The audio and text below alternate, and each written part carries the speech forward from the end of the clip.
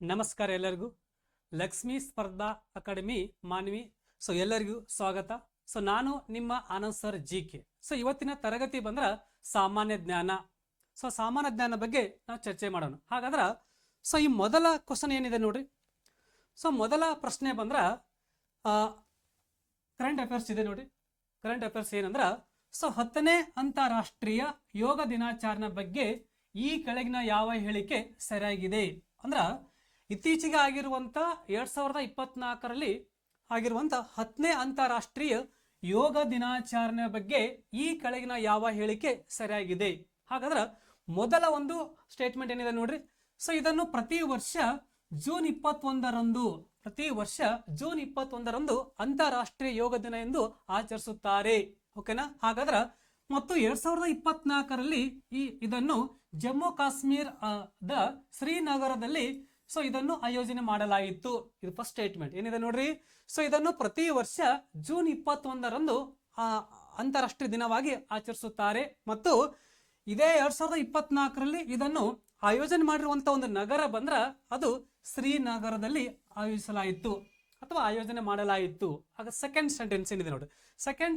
Second statement ಬಂದ್ರ ಹಾಗಾದ್ರೆ 2020 ಹಾಗಾದ್ರೆ ಈ ಯೋಗ ದಿನವನ್ನು 2014ರಲ್ಲಿ ಪ್ರಧಾನಮಂತ್ರಿ ನರೇಂದ್ರ ಮೋದಿ ಅವರು ವಿಶ್ವಸಂಸ್ಥೆಯ ಅಂಗಸಂಸ್ಥೆಯಾಗಿರುವಂತ ಸಾಮಾನ್ಯ ಸಭೆಯಲ್ಲಿ ಜೂನ್ 21ರಂದು ಯೋಗ ದಿನವಾಗಿ ಆಚರಿಸುವಂತೆ ಪ್ರಸ್ತಾಪಿಸಿದರು. ಅಂದ್ರ ಈ ದಿನವನ್ನು ಆಚರಿಸಬೇಕಂತ ಹೇಳಿ ನರೇಂದ್ರ ಮೋದಿ ಅವರು 2014ರಲ್ಲಿ ವಿಶ್ವಸಂಸ್ಥೆ ಅಂಗಸಂಸ್ಥೆ ಆಗಿರುವಂತ ಸಾಮಾನ್ಯ ಸಭೆಯಲ್ಲಿ ಅದನ್ನು ಮಂಡನೆ ಮಾಡ್ತಾರ, ಅಂದ್ರೆ ಪ್ರಸ್ತಾಪ ಮಾಡ್ತಾರ ನಾನು. ಓಕೆನಾ? ಮತ್ತು ನೆಕ್ಸ್ಟ್ ಮೂರನೇದ ವಾಕ್ಯ ಏನಿದೆ ನೋಡ್ರಿ. ಹಾಗಾದ್ರೆ ಈ ಯೋಗ ದಿನವನ್ನು ಮೊಟ್ಟ ಮೊದಲ ಬಾರಿಗೆ 2015ರಲ್ಲಿ ಮೈಸೂರು ನಗರದಲ್ಲಿ ಇದನ್ನು ಆಯೋಜನೆ ಮಾಡಲಾಯಿತು. ನೋಡ್ರಿ, ಮೂರು ಯಾವ ಸ್ಟೇಟ್ಮೆಂಟ್ ಇದೆ ನೋಡ್ರಿ. ಅಂದ್ರೆ ಹೇಳಿಕೆ ಯಾವ್ದು ಸರಿಯಾಗಿದೆ ಅಂದ್ರ 10ನೇ ಅಂತಾರಾಷ್ಟ್ರೀಯ ಯೋಗ ದಿನಾಚರಣೆ ಬಗ್ಗೆ ಈ ಕೆಳಗಿನ ಯಾವ ಹೇಳಿಕೆ ಸರಿಯಾಗಿದೆ. ಓಕೆನಾ? ಇಲ್ಲಿ ಮೂರನೇದ ಇದನ್ನ ಮೊದಲ ಬಾರಿಗೆ 2015ರಲ್ಲಿ ಅದು ಮೈಸೂರು ನಗರದಲ್ಲಿ ಆಯೋಜನೆ ಮಾಡಲಾಯಿತು. ಹಾಗಾದ್ರೆ ನೆಕ್ಸ್ಟ್ ಲಾಸ್ಟ್ ಬರ್ತದೆ ನೋಡಿ. ಹಾಗಾದ್ರೆ ಇದೇ 2024ರ ಯೋಗ ದಿನಾಚರಣೆ ಒಂದು ಧ್ಯೇಯ ವಾಕ್ಯ ಏನಾಗಿತ್ತಂದ್ರ ಸ್ವಯಂ ಮತ್ತು ಸಮಾಜಕ್ಕಾಗಿ ಯೋಗ. ಏನೈತ್ರಿ? ಸ್ವಯಂ ಮತ್ತು ಸಮಾಜಕ್ಕಾಗಿ ಯೋಗ. ಇದು ಗೊತ್ತಿರ್ಬೇಕು. ಮತ್ತು ಮುಂದಿನ ನೋಡ್ರಿ. ಮತ್ತು ಈ ಯೋಗ ದಿನಾಚರಣೆ ಬಗ್ಗೆ ಇಸ್ರೋ ಸಂಸ್ಥೆಯು 2024ರ ಅಂತಾರಾಷ್ಟ್ರೀಯ ಯೋಗ ದಿನವನ್ನು ಗುರುತಿಸಲು ಯೋಗ ಫಾರ್ ಸ್ಪೇಸ್ ಎಂಬ ಒಂದು ವಿಶಿಷ್ಟ ಉಪಕ್ರಮವನ್ನು ಆಯೋಜಿಸಿದೆ. ಅಂದ್ರ ಈ ಇಸ್ರೋ ಸಂಸ್ಥೆ ಇದೆ ನೋಡ್ರಿ, ಅದು 24ರ ಒಂದು ಯೋಗ ದಿನಾಚರಣೆ ಬಗ್ಗೆ ವಿಶೇಷವಾಗಿ ಒಂದು ಉಪಕ್ರಮ ಮಾಡ್ಯಾರ. ಅದು ಯಾವುದಂದ್ರ ಯೋಗ ಫಾರ್ ಸ್ಪೇಸ್. ಅದು ಉಪಕ್ರಮ ಐತಿ. ವಿಶಿಷ್ಟವಾಗಿರುವಂತ ಒಂದು ಉಪಕ್ರಮ. ಅಂದ್ರೆ ಯೋಗ ಬಗ್ಗೆ ಸ್ವಲ್ಪ ಜಾಸ್ತಿ ಎಲ್ಲರಿಗೂ ಗೊತ್ತಾಗಬೇಕಂತ ಹೇಳಿ ಅದನ್ನು ಮಾಡಿರುವಂತ ಒಂದು ಉಪಕ್ರಮ. ಹಾಗಾದ್ರೆ ಈ ಒಂದು ಎಲ್ಲಾ 4 ಸ್ಟೇಟ್ಮೆಂಟ್ದಲ್ಲಿ ಯಾವ ಹೇಳಿಕೆ ಸರಿಯಾಗಿದೆ? ಓಕೆನಾ? ಹಾಗಾದ್ರ ಇಲ್ಲಿ ನೋಡ್ರಿ.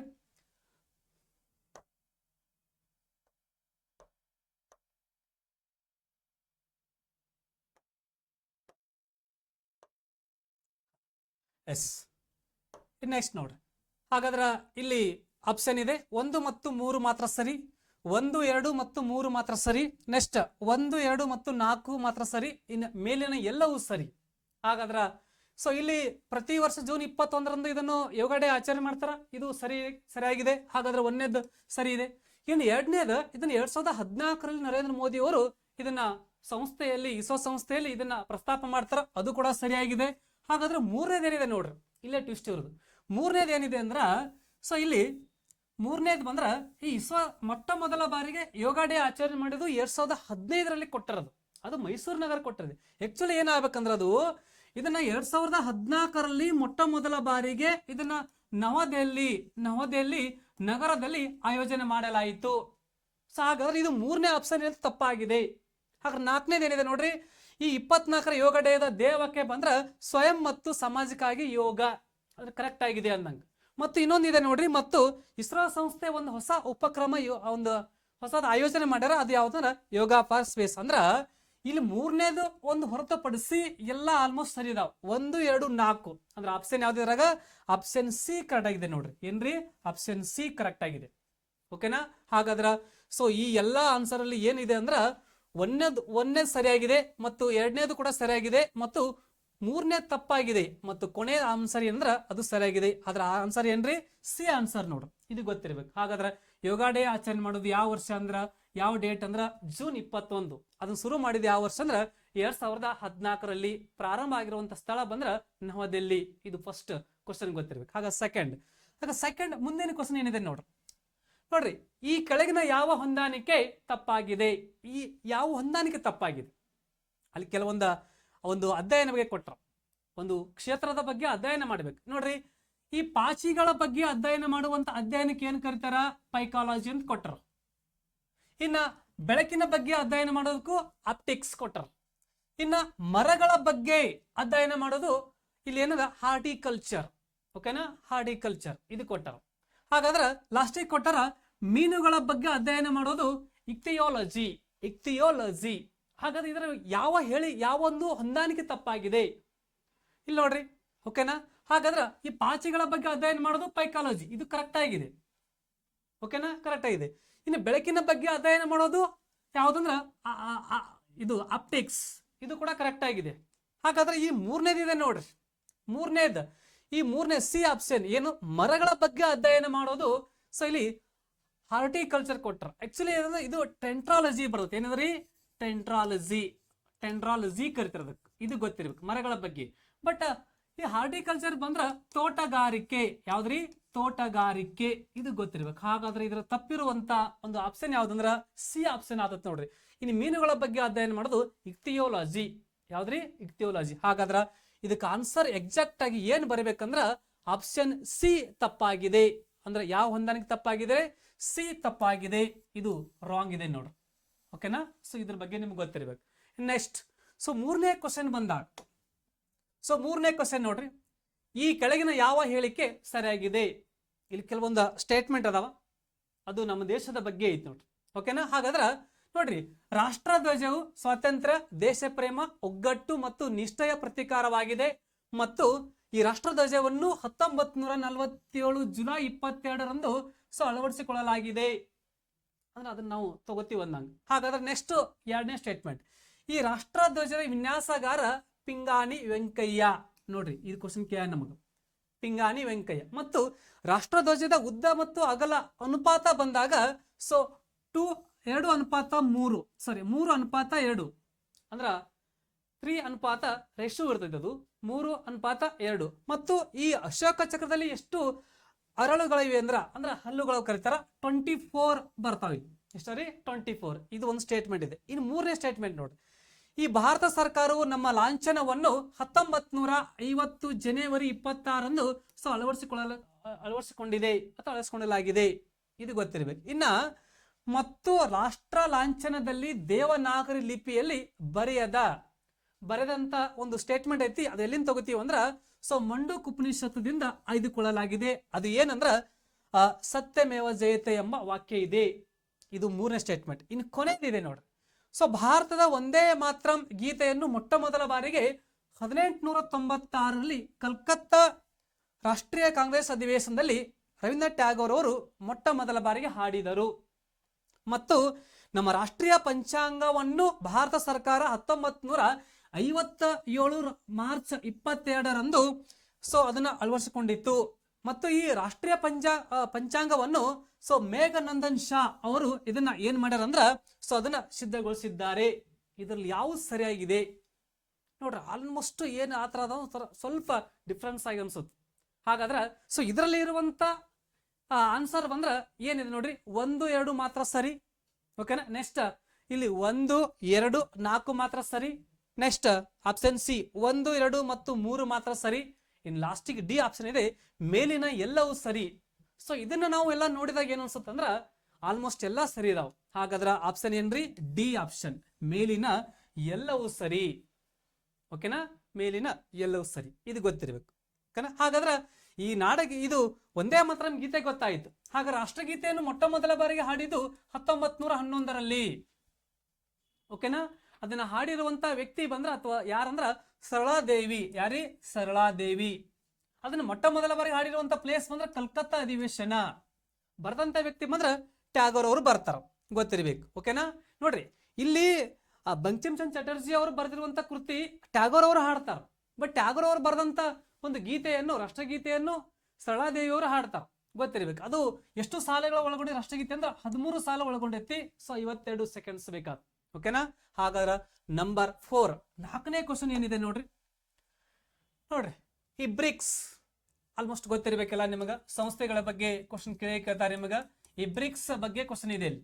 ಹಾಗಾದ್ರೆ ಈ ಬ್ರಿಕ್ಸ್ ಬಗ್ಗೆ ಈ ಕೆಳಗಿನ ಯಾವ ಹೇಳಿಕೆ ತಪ್ಪಾಗಿದೆ ನೋಡ್ರಿ. ಯಾವ ಹೇಳಿಕೆ ತಪ್ಪಾಗಿದೆ ಎಲ್ಲ ಆಲ್ಮೋಸ್ಟ್ ಇವು ನಿಮಗೆ ಪ್ರತಿಯೊಂದು PC ದಿಂದ up to PS up to IS ತನಕ ಬರಬಹುದು. ಯಾಕಂದ್ರೆ ಸಂಸ್ಥೆಗಳ ಬಗ್ಗೆ ಬಂದ್ರ ಅವು ಆಲ್ಮೋಸ್ಟ್ IS ಕ್ವಶನ್ ಕೂಡ ಬರ್ಬೋದು. ಯಾಕಂದ್ರೆ ಇದನ್ನ 2015ರ KS ಕೂಡ ಕ್ವಶನ್ ಕೇಳಿದ್ರು. ನಮಗೆ 15ರ KS ಕ್ವಶನ್ ಕೇಳಿದ್ರು ಈ ಟಾಪಿಕ್ ಮ್ಯಾಗ ಬ್ರಿಕ್ಸ್. ಓಕೆನಾ? ಹಾಗಾದ್ರೆ ಬ್ರಿಕ್ಸ್ ಬಗ್ಗೆ ಇತ್ತೀಚೆಗೆ ಕ್ವಶನ್ ಅಲ್ಲಿ ಪ್ರತಿಯೊಂದು ಎಕ್ಸಾಮ್ ಅಲ್ಲಿ ಕಾಣಿಸ್ತಾವ.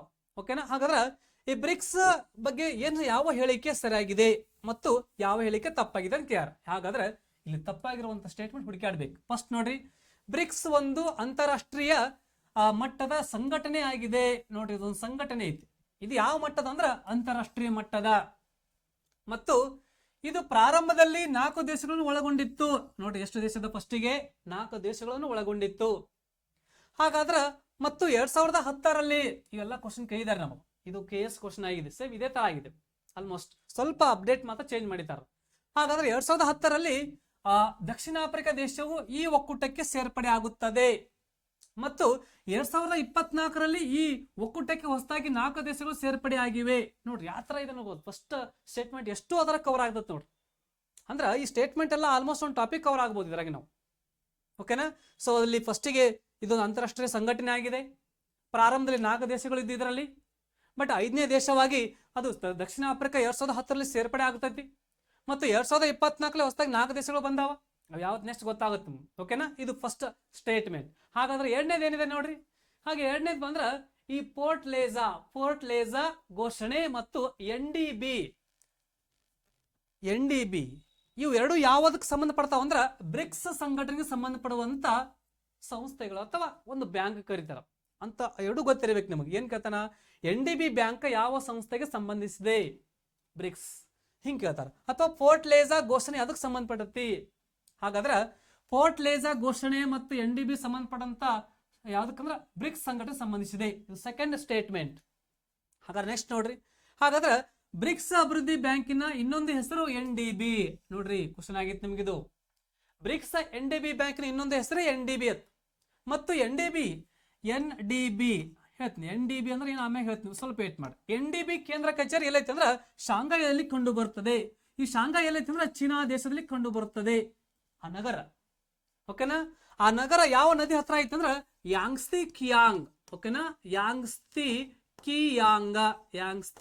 ಕಿಯಾಂಗ ಕರಿತೀವಿ. ಆ ನದಿ ಹತ್ರ ಕಂಡು ಬರ್ತದೆ.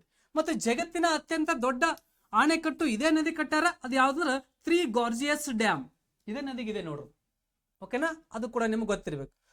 ಹಾಗಾದ್ರೆ ಇಲ್ಲಿ ಸೆಕೆಂಡ್ ಸ್ಟೇಟ್ಮೆಂಟ್ ಏನಂದ್ರ, ಸೊ ಇದು ಮೂರನೇ ಸ್ಟೇಟ್ಮೆಂಟ್ ಬಂದ್ರ ಇದು ಯಾವ ಒಂದು ಕೇಂದ್ರ ಕಚೇರಿ ಇದ್ರ ಶಾಂಘೈ. ಅಂದ್ರೆ NDB ಇರೋದು ಎಲ್ರಿ? ಶಾಂಘೈ ಒಳಗೆ. NDB ಅಂದ್ರ ನ್ಯೂ ಡೆವಲಪ್ಮೆಂಟ್ ಬ್ಯಾಂಕ್. ಕ್ವಶನ್ ಆಗೈತೆ ನೋಡಿದ್ರೆ ನಿಮ್ಗ. ನ್ಯೂ ಡೆವಲಪ್ಮೆಂಟ್ ಬ್ಯಾಂಕ್ ಅದು ಫುಲ್ ಫಾರ್ಮ್ ಗೊತ್ತಿರ್ಬೇಕು. ಇನ್ನ ಲಾಸ್ಟ್ ಆಪ್ಷನ್ 4ನೇ ಸ್ಟೇಟ್ಮೆಂಟ್ ನೋಡ್ರಿ. NDB ನ ಪ್ರಸ್ತುತ ಅಧ್ಯಕ್ಷರು ಬಂದ್ರ ಮಾರ್ಕೋಸ್ ಟ್ರೈಜೋ ಮತ್ತು ಅಧ್ಯಕ್ಷರ ಅಧಿಕಾರಾವಧಿ 3 ವರ್ಷಗಳು. ಇದು ಗೊತ್ತಿರಬೇಕು. ಮತ್ತು NDB ಗೆ ಹೊಸದಾಗಿ ಇತ್ತೀಚೆಗೆ ಅಂದಾಗ ಹೊಸದಾಗಿ ಈಜಿಪ್ತ, ಬಾಂಗ್ಲಾದೇಶ್, ನೇಪಾಳ, UAE ದೇಶಗಳು ಸೇರ್ಪಡೆ ಆಗಿವೆ.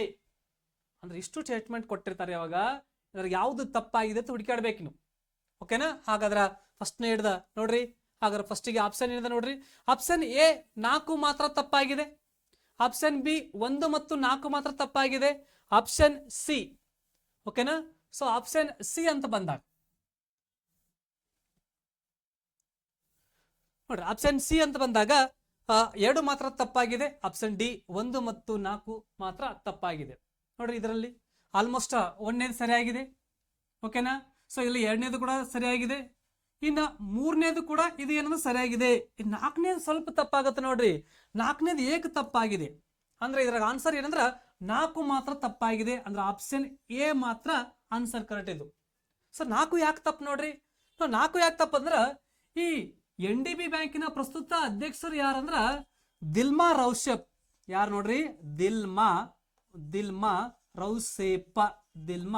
ರೌಸೆಪ್ ಇದು ಬರಬೇಕು. ಮಾರ್ಕೋ ಸ್ಟ್ರೈಸ್ ಅವರು ಇದಕ್ಕಿಂತ ಹಿಂದೆ ಇದ್ರು, ಅಂದ್ರೆ ಇವ್ರಕ್ಕಿಂತ ಮುಂಚೆ ಇದ್ರು.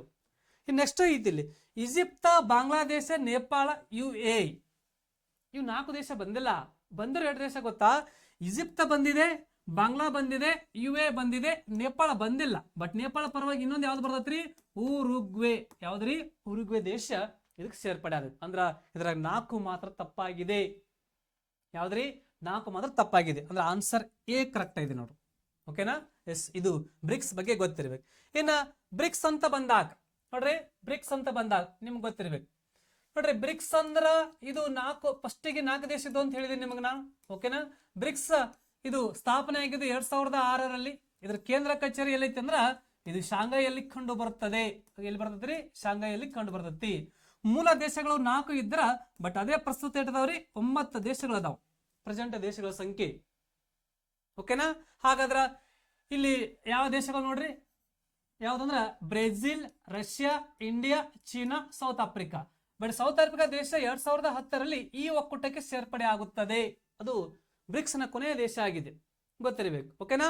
ಇನ್ನು ಇತ್ತೀಚೆಗೆ ಹೊಸದಾಗಿ 2024ರಲ್ಲಿ ಹೊಸದಾಗಿ 7 ದೇಶಗಳು ಅಂದ್ರ ಟೋಟಲ್ ಆಗಿ 4 ದೇಶಗಳು ಇದಕ್ಕೆ ಸೇರ್ಪಡೆ ಆಗ್ತಾವ. ಅವು ಯಾವತ್ತು ಗೊತ್ತಿರಬೇಕು? ಇಥಿಯೋಪಿಯಾ. ಯಾವ್ದ್ರಿ? ಇಥಿಯೋಪಿಯಾ. ಓಕೆನಾ? UAE. ಯಾವ್ದ್ರಿ? UAE. ಓಕೆನಾ? ನೆಕ್ಸ್ಟ್ ಯಾವ್ದಂದ್ರ ಸೌದಿ ಅರೇಬಿಯಾ. ಯಾವ್ದ್ರಿ? Saudi Arabia. ಇದು ಗೊತ್ತಿರಬೇಕು. ಓಕೆ, ಸೌದಿ ಅರೇಬಿಯಾ ಮತ್ತು ಈಜಿಪ್ಟ್. ಯಾವ್ದ್ರಿ? ಈಜಿಪ್ಟ್. ಈ 4 ದೇಶಗಳು ಇದಕ್ಕೆ ಸೇರ್ಪಡೆ ಆಗ್ತಾವ. ಓಕೆನಾ? ಹಾಗಾದ್ರ ಕೊನೆಯ ಬಾರಿಗೆ 2023ರಲ್ಲಿ ಎಷ್ಟನೇ ಸಭೆ ಅಂದ್ರ 15ನೇ ಸಭೆ ಎಲ್ಲಾಗುತ್ತಂದ್ರ ಸೌತ್ ಆಫ್ರಿಕಾದಲ್ಲಿ ನಡೆಯುತ್ತದೆ. ಮತ್ತು 2024ರ ಇತ್ತೀಚೆಗೆ 16ನೇ ಸಭೆ ಎಲ್ಲಾಗಬೇಕಂದ್ರ ಅದು ರಷ್ಯಾದಲ್ಲಿ ಈ ಸಭೆ ಬ್ರಿಕ್ಸ್ ಸಭೆಗಳು ನಡೀತಾವ. ಈ ಬ್ರಿಕ್ಸ್ ಬಗ್ಗೆ ಇಷ್ಟು ಗೊತ್ತಿರಬೇಕು ನಿಮಗೆ. ಓಕೆನಾ? ಬ್ರಿಕ್ಸ್ ದೇಶಗಳ ಸಂಖ್ಯೆ ಪ್ರೆಸೆಂಟ್ 9, ಪ್ರಾರಂಭದಲ್ಲಿ 4. ಓಕೆನಾ? ಬಟ್ ಪ್ರಾರಂಭದಲ್ಲಿ 4 ಇದ್ರ, ಬಟ್ 5ನೇ ದೇಶವಾಗಿ ಯಾವ್ದ್ರಿ? ಸೌತ್ ಆಫ್ರಿಕಾ ಇದಕ್ಕೆ ಸೇರ್ಪಡೆ ಆಗ್ತದೆ. ಓಕೆನಾ? ಇದು ಬ್ರಿಕ್ಸ್ ಬಗ್ಗೆ ಗೊತ್ತಿರ್ಬೇಕು. ನೆಕ್ಸ್ಟ್ ಮುಂದಿನ ಕ್ವಶನ್ ನೋಡ್ರಿ. ಸೊ ಇಲ್ಲಿ ಪ್ರಮುಖ ರಿಲೇ ವಲಯಗಳು ಮತ್ತು ಅವುಗಳ ಕೇಂದ್ರ ಕಚೇರಿಗಳನ್ನು ಹೊಂದಿಸಿ ಬರೆಯಿರಿ. ನೋಡ್ರಿ, ಇದು KS 2020 ಕೇಳಿದ್ರಿ ನಿಮಗೆ. ಇದೇ ತರ ಕೇಳಿದ್ರಿ ಕ್ವಶನ್ ಅವರು. ಅಲ್ಲಿ ಕೇಳ್ತಾರ ಪ್ರಮುಖ ರಿಲೇ ವಲಯಗಳು ಮತ್ತು ಅವುಗಳ ಕೇಂದ್ರ ಕಚೇರಿ ಹೊಂದಿಸಿ ಬರೆಯಿರಿ. ಓಕೆನಾ? ಬರೀ ಫಸ್ಟ್ ಟೈಮ್ ನೋಡ್ರಿ. ಸೊ ಇಲ್ಲಿ ಒಂದೇದು ಉತ್ತರ ಮಧ್ಯ ರಿಲೇ ವಲಯ, ಅಲ್ಲಿ ಮುಂದ್ಗಡೆ ಹಾಜಿಪುರ ಇದೆ. ಓಕೆನಾ? ಇನ್ನು ವಾಯುವ್ಯ ರಿಲೇ ವಲಯ ಜಬಲ್ಪುರ. ಯಾವ್ದ್ರಿ? ಜಬಲ್ಪುರ. ಇನ್ನ ಆಗ್ನೇಯ ಕೇಂದ್ರ ರಿಲೇ ವಲಯ ಅಲಹಾಬಾದ್. ಇನ್ನ ಪಶ್ಚಿಮ ಕೇಂದ್ರ ರಿಲೇ ವಲಯ ಜೈಪುರ್. ಓಕೆನಾ? ಇನ್ನ ಪೂರ್ವ ಕೇಂದ್ರ ರಿಲೇ ವಲಯ ಬಿಲಾಸ್ಪುರ್. ನೋಡ್ರಿ, ಭಾರತದಲ್ಲಿ ಒಟ್ಟು 18+1 ಒಟ್ಟು 19 ರಿಲೇ ವಲಯಗಳಿವೆ. ಗೊತ್ತಿರ್ಬೇಕು. ಆ 1 ಪ್ಲಸ್ ಯಾವ್ದಂದ್ರ ಕೊಂಕಣ್ ಅಥವಾ ಕೊಂಕಣ್ ಕರಿತದ, ಕೊಂಕಣಿ ಕರಿತದ. ಯಾವ್ದ್ರಿ? ಕೊಂಕಣ್. ಅದು ಎಲ್ಲೈತೆ ಅಂದ್ರ ನವಿ ಮುಂಬೈ. ಎಲ್ಲೈತ್ರಿ? ನವಿ ಮುಂಬೈ ಒಳಗಡೆ ಐತಿ ಹೆಡ್ ಕ್ವಾರ್ಟರ್. ಇದು ಗೊತ್ತಿರ್ಬೇಕು ನಿಮಗೆ. ಓಕೆನಾ? ಇಲ್ಲಿ ನೋಡ್ರಿ, ಸೊ ಇಲ್ಲಿ ಹೊಂದಿಸ ಬರೀರಿ. ಹಾಗಾದ್ರೆ ಫಸ್ಟಿಗೆ ನಮಗೆ ಗೊತ್ತಾಗಬೇಕು ಉತ್ತರ ಮಧ್ಯ ರಿಲೇ ವಲಯ. ಉತ್ತರ ಮಧ್ಯ ಇರೋದು ಯಾವ್ದಂದ್ರ ಆಪ್ಷನ್ ಹೇಳ್ತೀನಿ ನೋಡ್ರಿ, ನಾ ಬರ್ತೀನಿ ಸೀದಾ. ಇಲ್ಲಿ ನೀವು ಹುಡ್ಕಾಡ್ಬೇಕು. ಉತ್ತರ ಮಧ್ಯ ರಿಲೇ ವಲಯ ಬಂದ್ರ ಅಲಹಾಬಾದ್. ಅಂದ್ರೆ ಆಪ್ಷನ್ ಎಲ್ಲಿದ್ರಾಗ ಸಿ. ಅಂದ್ರೆ ಸಿ ಅಂತ ಬಂದಾಗ ಇಲ್ಲಿ 3 ಅದ ನಮಗ. ಬಿ ಒಳಗೆ ಸಿ ಐತಿ, ಮತ್ತ ಸಿ ಒಳಗೂ ಕೂಡ 1ನೇ ಸಿ ಐತಿ, ಡಿ ಒಳಗೆ ಕೂಡ 1ನೇ ಸಿ ಐತಿ. ಅದು 3. ಈಗ 1ನೇದು ಇದು ಫೇಲ್ ಆಯ್ತು, ಇದು 1ನೇದು ಮಾತ್ರ ಬರಕ್ ಚಾನ್ಸ್ ಇಲ್ಲ. ಯಾಕಂದ್ರ ಹೊಂದಿಸಿ ಬರೆಯಿರೋ ಅನ್ನೋದು ನಾವು ಅಲ್ಲಿ ಟೆಕ್ನಿಕ್ ಮ್ಯಾಗ ನಾವು ಗುರ್ತು ಹಿಡಿಬೇಕಾಗತ್ತೆ. ಯಾಕಂದ್ರೆ ಆಲ್ಮೋಸ್ಟ್ ಅಲ್ಲಿ ಆನ್ಸರ್ ಪಡ್ಕನೆ ಬೇಗ ಸಿಗ್ತೈತಿ ನಿಮಗೆ. ಒಂದ್ ಸ್ವಲ್ಪ 1-2 ಆನ್ಸರ್ ಗೊತ್ತ ಸಾಕು ನಿಮ್ಗೆ. ಓಕೆನಾ? ಈಗ 1ನೇದು ಉತ್ತರ ಮಧ್ಯ ಬಂದ್ರ ಅಲಹಾಬಾದ್. ಇನ್ನು ವಾಯುವ್ಯ ರಿಲೇ ವಲಯ ಬಂದ್ರ ಯಾವ್ದ್ರ ಇಲ್ಲಿ ಜೈಪುರ್ ಬರ್ತೈತಿ. ಯಾವ್ದು ನೋಡ್ರಿ? ವಾಯುವ್ಯ ರಿಲೇ ವಲಯ ಬಂದ್ರ ಜೈಪುರ್. ಓಕೆನಾ? ಜೈಪುರ್ ಎಲ್ಲಿದೆ? ಡಿ ಇದೆ. ಹಾಗಾದ್ರೆ ಡಿ ನೋಡ್ರಿ, 2ಕ್ಕೆಲ್ಲ ಡಿನೇ ಕಾಣಿಸ್ಕೊತಾವ. ಸೆಕೆಂಡ್ ಡಿ ಅದಾವಲ್ಲ, 3ಕ್ಕೆ 3 ಡಿ ಇದಾವ. ಅಂದ್ರೆ ಮತ್ತೆ ಮುಂದೆ ಹೋಗ್ಬೇಕು. ನಾಸ್ಟ್ ಇನ್ನು ಆಗ್ನೇಯ ರಿಲೇ ವಲಯ. ಆಗ್ನೇಯ ಬಂದ್ರ ಬಿಲಾಸ್ಪುರ್. ಯಾವ್ದ್ರಿ? ಬಿಲಾಸ್ಪುರ್. ಆಗ್ನೇಯ ಬಂದ್ರ ಬಿಲಾಸ್ಪುರ್. ಅಂದ್ರ ಆಪ್ಷನ್ ಇಲ್ಲಿ ನಾವು 3ನೇದಕ್ಕೆ ಇ ಬರ್ಬೇಕು. ಹಾಗಾದ್ರೆ 3ನೇದು ಇ ಇರೋದು ಒಂದೇ ಐತ್ ನೋಡ್ರಿ. ಅಲ್ಲಿ 3ನೇದು ಇ ಇಲ್ಲಿ ಒಂದೇ ಐತ್ ನೋಡ್ರಿ. ಹಾಗಾದ್ರೆ ಆನ್ಸರ್ ಏನ್ರಿ? ಡಿ ಆಪ್ಷನ್ ಕರೆಕ್ಟ್ ಆಗಿದೆ ನೋಡು, ಆಟೋಮೆಟಿಕ್ ಗೊತ್ತಾಗುತ್ತೆ.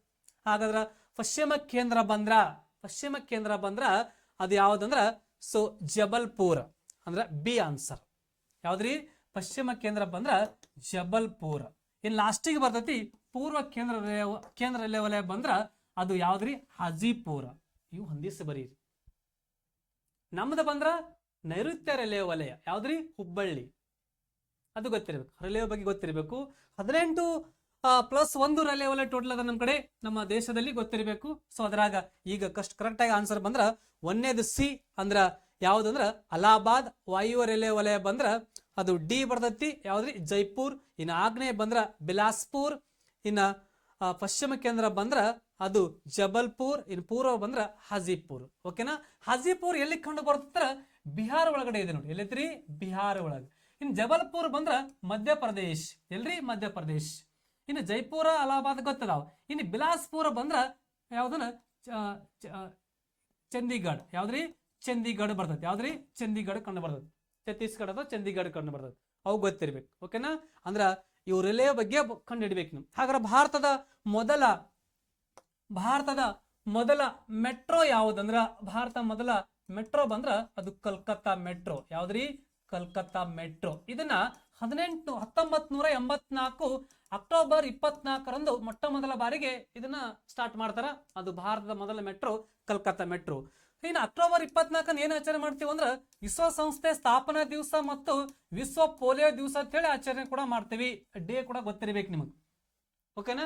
ಹಾಗಾದ್ರ ಕಲ್ಕತ್ತಾ ಮೆಟ್ರೋ ಮತ್ತು ಭಾರತದ ಅತ್ಯಂತ ಚಿಕ್ಕ ಮೆಟ್ರೋ ನೋಡ್ರಿ. ಭಾರತದ ಅತ್ಯಂತ ಚಿಕ್ಕ ಮೆಟ್ರೋ ಬಂದ್ರ ಕಲ್ಕತ್ತಾ ಮೆಟ್ರೋ. ಮೊದಲ ಮೆಟ್ರೋ ಬಂದ್ರ ಕಲ್ಕತ್ತಾ ಮೆಟ್ರೋ. ಮತ್ತು ಭಾರತದ ಮೊದಲ ಅಂಡರ್ ವಾಟರ್ ಯಾವ್ದ್ರಿ? ಅಂಡರ್ ವಾಟರ್ ಮೆಟ್ರೋ ಅದು ಯಾವ್ದಂದ್ರ ಕಲ್ಕತ್ತಾ ಮೆಟ್ರೋ. ಪ್ರಾರಂಭ ಆಗಿರುವಂತ ವರ್ಷ 2024ರಲ್ಲಿ. ಅದು ಯಾವ ನದಿ ಕಟ್ಟಲಾಗಿದೆ ಅಂದ್ರ ಹುಗ್ಲಿ ನದಿಗೆ ಅದು ನಿರ್ಮಾಣ ಮಾಡಲಾಗಿದೆ. ಯಾವ ನದಿ ರೀ? ಹುಗ್ಲಿ. ಯಾಕ ಕಲ್ಕತ್ತಾ ಇರೋದು ಯಾವ ನದಿ ಹತ್ರ ರೀ? ಯಾವ ನದಿ ಹತ್ರ? ಹುಗ್ಲಿ ನದಿ. ಓಕೆನಾ? ಗೊತ್ತಿರ್ಬೇಕು. ಕಲ್ಕತ್ತಾ ಇಂಪಾರ್ಟೆಂಟ್ ಇದು. ಇನ್ನ ನೆಕ್ಸ್ಟ್ ಬರ್ತೈತಿ ಇದು ಅಂಡರ್ ವಾಟರ್. ಇನ್ನು ಜಲ ಮೆಟ್ರೋ. ಭಾರತ ಮೊದಲ ಜಲ ಮೆಟ್ರೋ ಬಂದ್ರ ಕೊಚ್ಚಿ. ಓಕೆನಾ? ಯಾವ್ದ್ರಿ? ಕೊಚ್ಚಿ. ಎಲ್ಲೈತ್ರಿ?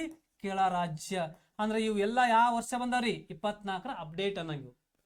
ಇನ್ನು ನಮ್ಮ ಮೆಟ್ರೋ ಅಂತ ಬಂದಾಗ ನಮ್ಮ ಮೆಟ್ರೋ ಬಗ್ಗೆ ಗೊತ್ತಿರ್ಬೇಕು ನಿಮ್ಗೆ. ನಮ್ಮ ಮೆಟ್ರೋ ಅಂದ್ರ ಅದು ಬೆಂಗಳೂರು ಮೆಟ್ರೋ ಅಂದಾಗ ನಮ್ಮ ಮೆಟ್ರೋ ಬೆಂಗಳೂರು ಮೆಟ್ರೋ. ಇದನ್ನು 2011 ಅಕ್ಟೋಬರ್ 20ರಂದು ಇದನ್ನ ಪ್ರಾರಂಭಿಸಲಾಗುತ್ತದೆ ನಮ್ಮ ಮೆಟ್ರೋ. ಅದು ಡೇಟ್ ಕೂಡ ಗೊತ್ತಿರಬೇಕು ನಿಮ್ಗೆ. ಅಂದ್ರ ಭಾರತದಲ್ಲಿ ಒಟ್ಟು 13 ನಗರದಲ್ಲಿ ಮೆಟ್ರೋ ವ್ಯವಸ್ಥೆ ಹೊಂದಿದೆ. 13 ನಗರ ಮಾತ್ರ ಮೆಟ್ರೋ ವ್ಯವಸ್ಥೆ ಹೊಂದೈತಿ ನೋಡ್ರಿ. ಎಲ್ಲಾ ದೇಶದಲ್ಲಿ 13 ನಗರ ಸಿಟಿ ಒಳಗೆ ಮೆಟ್ರೋ ಕಾಣಿಸ್ತಾವ. ಇನ್ನ ಮೆಟ್ರೋ ಮ್ಯಾನ್ ಆಫ್ ಇಂಡಿಯಾ ಬಂದ್ರ ಈ ಶ್ರೀಧರ್. ಇಷ್ಟು ಆಲ್ಮೋಸ್ಟ್ ನಿಮ್ಗೆ ಗೊತ್ತಿರ್ಬೇಕು. ಯಾರೀ? ಈ ಶ್ರೀಧರ್ ಅಂತ ಕರಿತಾರ. ಈ Sridhar metro man of India. ಈ ಮೆಟ್ರೋ ಬಗ್ಗೆ ಇಷ್ಟು ನಿಮಗೆ ಆಲ್ಮೋಸ್ಟ್ ಗೊತ್ತಿರ್ಬೇಕು. ಓಕೆನಾ?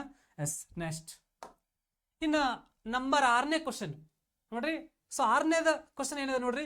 2024ರ ಪ್ರಚಲಿತ ಘಟನೆಗಳ ಬಗ್ಗೆ ಯಾವ ಹೇಳಿಕೆ ತಪ್ಪಾಗಿದೆ ನೋಡ್ರಿ. ಕರೆಕ್ಟಾಗಿ ಗೊತ್ತಿರಬೇಕು ಅವು ಯಾವ್ದು ತಪ್ಪಾಗಿದೆ ಯಾವ್ದು ಸರಿಯಾಗಿದೆ.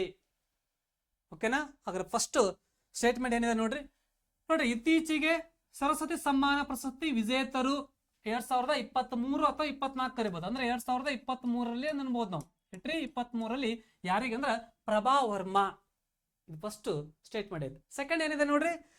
ಇತ್ತೀಚೆಗೆ ವಿಶಾಖಪಟ್ಟಣದಲ್ಲಿ ಭಾರತ ಮತ್ತು ಶ್ರೀಲಂಕಾ ದೇಶಗಳ ಮಧ್ಯೆ ಸಿಂಬೆಕ್ಸ್ ನ 31ನೇ ನೋಡ್ರಿ. ಸಿಂಬೆಕ್ಸ್ ನ 31ನೇ ಆವೃತ್ತಿಯ ನೌಕಾಪಡೆಗಳ ಜಂಟಿ ಸಮರಾಭ್ಯಾಸ ನಡೆಯಿತು ನೋಡ್ರಿ. ಭಾರತ ಮತ್ತು ಶ್ರೀಲಂಕಾ ಅಂತ ಕೊಟ್ಟರು.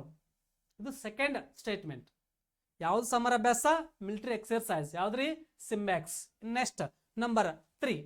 ಇತ್ತೀಚೆಗೆ ಭಾರತೀಯ ಭೂಸೇನೆಯ ಮೊದಲ ಹೈಡ್ರೋಜನ್ ಬಸ್ಸುಗಳು ಯಾವಂದ್ರ ಆಲಿವ್ ಗ್ರೀನ್ ಮತ್ತು ಗೋಯಿಂಗ್ ಗ್ರೀನ್. ಯಾವ್ದ್ರಿ? ಆಲಿವ್ ಗ್ರೀನ್ ಮತ್ತು ಗೋಯಿಂಗ್ ಗ್ರೀನ್ ಅಂತ ಹೇಳಿ 2 ಬಸ್ಸುಗಳು ಅದಕ್ಕೆ ಒಪ್ಪಿಸ್ತಾರ.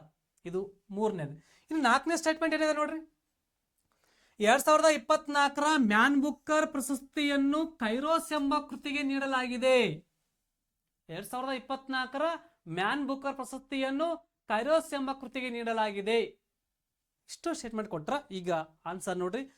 ಯಾವ ತಪ್ಪಾಗಿದೆ? 1 ಮತ್ತು 4 ಮಾತ್ರ ತಪ್ಪಾಗಿದೆ. 1 ಮತ್ತು 3 ಮಾತ್ರ ತಪ್ಪಾಗಿದೆ.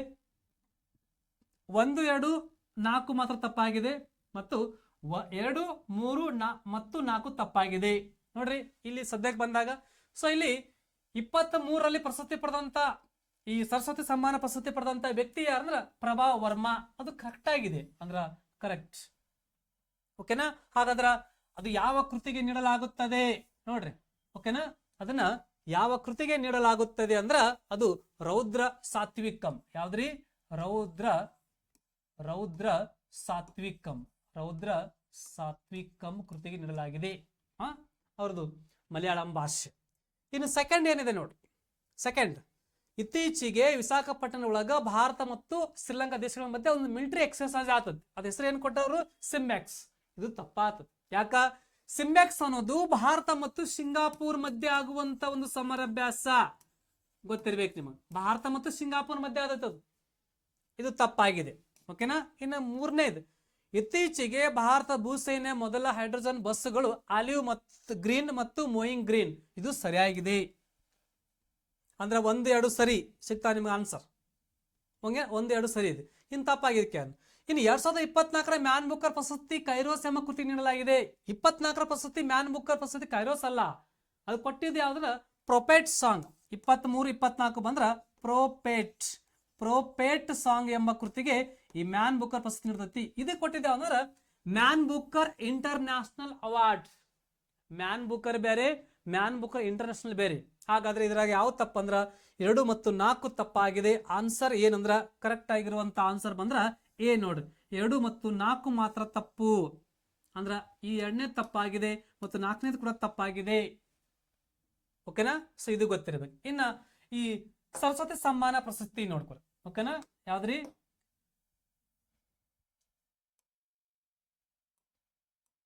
ನೆಕ್ಸ್ಟ್ ನೋಡಿ, ಸ್ವಲ್ಪ ಇದ್ರೆ ಸರಸ್ವತಿ ಸಮ್ಮಾನ ಪ್ರಶಸ್ತಿ. ಓಕೆನಾ? ಸರಸ್ವತಿ ಸಮ್ಮಾನ ಪ್ರಶಸ್ತಿ ಇದು ಎದಕ್ಕೆ ಕೊಡ್ತಾರಂದ್ರ ಫಸ್ಟಿಗೆ ಗೊತ್ತಿರಬೇಕು. ಇದನ್ನ ಸಾಹಿತ್ಯ ಕ್ಷೇತ್ರಕ್ಕೆ ನೀಡುವಂತ ಪ್ರಶಸ್ತಿ ಆಗಿದೆ. ಇದನ್ನ ಯಾರು ನೀಡ್ತಾರಂದ್ರ ಗೊತ್ತಿರಬೇಕು. K Birla foundation. ಯಾರಿ? K Birla foundation. ಇದರ ಮೊತ್ತ ಬಂದ್ರ 15 ಲಕ್ಷ. ಓಕೆನಾ? ಹಾಗಾದ್ರೆ ಪ್ರಶಸ್ತಿ ಪಡೆದಂತ ಮೊದಲ ವ್ಯಕ್ತಿ ಯಾರಂದ್ರ ಹರಿವಂಶ ರಾಯ್ ಬಚ್ಚನ್. ಯಾರಿ? ಹರಿವಂಶ ರಾಯ್ ಬಚ್ಚನ್. ಇದು ಗೊತ್ತಿರಬೇಕು.